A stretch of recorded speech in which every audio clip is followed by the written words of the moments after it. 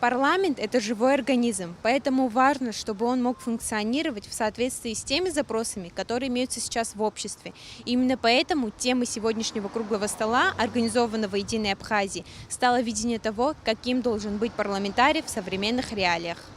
Этот круглый стол задумывался не ради дежурных отчетов или готовых шаблонов, отметил, открывая встречу, председатель партии Алхаз Барзани. Прозвучал откровенный и содержательный разговор о том, как качественно изменить парламент. Ведь Народное собрание – высший законодательный орган страны, ключевой институт, от решения которого напрямую зависит успех и будущее всего государства. Сегодня, к сожалению, в составе Народного собрания практически не представлены учителя, врачи, ученые, деятели культуры, работники сельского хозяйства, те, чей ежедневный труд напрямую связан с жизнью людей. Это создает разрыв законодательной власти и реальными потребностями граждан. Сегодня само время формирует запрос на парламент нового качества.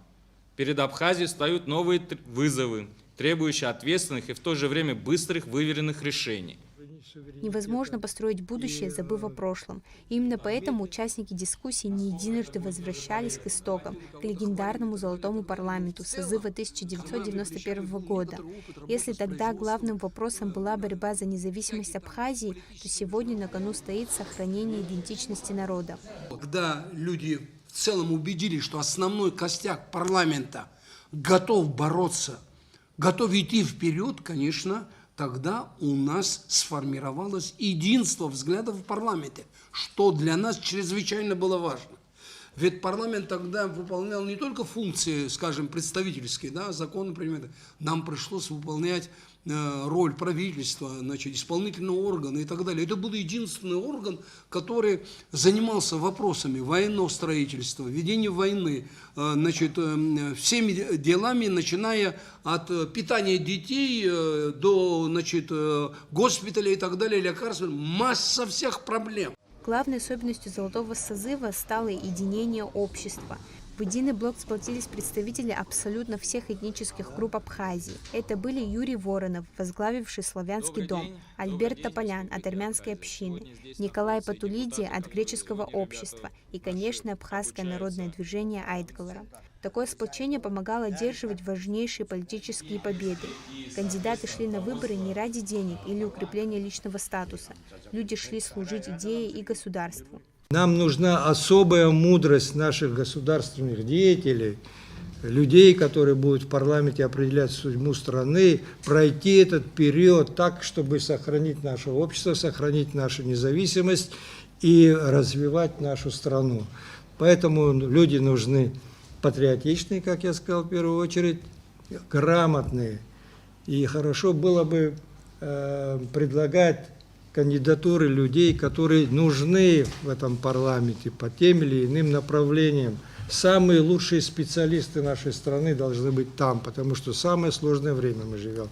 Представители Общественной палаты напомнили, что перед масштабным гражданским форумом они провели целую серию экспертных встреч. На них поднимались острейшие проблемы демографии и развития сельских территорий. Однако фундаментом для решения любой из них остается конституционно-правовая реформа. Мы были убеждены и сегодня убеждены в том, что в данном историческом периоде, в данном становлении и развитии нашего государства, и в частности парламентаризма, мы подошли к такому моменту, когда нам необходимо перейти на этом этапе, подчеркну, к смешанной избирательной системе, для того, чтобы дать возможность партиям начать открыто продвигать своих, значит, кандидатов в высший законодательный орган страны.